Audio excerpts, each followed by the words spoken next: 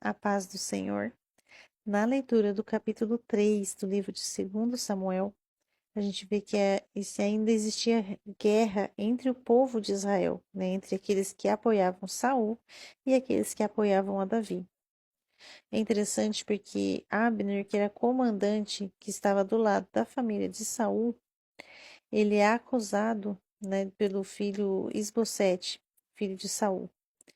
Ele se enfurece, né, e ele muda de lado. Ele passa a ficar ao lado de Davi nessa guerra.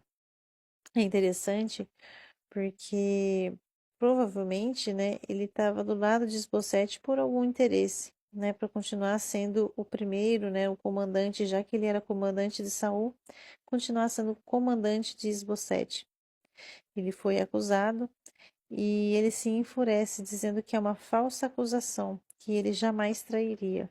E ele muda de lado e passa a ficar ao lado de Davi.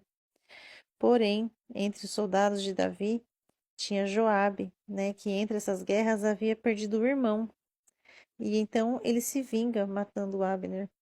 O que eu vejo, né, com essas leituras desses textos, dessa época em que a guerra era muito comum, né, em todos os povos havia guerra, eles se resolviam, sempre resolvia dessa forma, né, a maior parte dos conflitos era resolvido mediante guerra, em que as pessoas são imprevisíveis, né. O Abner, ele estava de um lado, de repente, quando ele foi acusado, ele mudou o lado, né? Ele estava na guerra.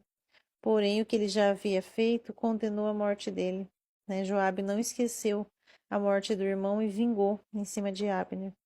Então a gente vê que as pessoas elas são instáveis, né? E a gente às vezes acha que pode confiar completamente em uma pessoa, mas a gente tem que ter cautela e confiar apenas em Deus.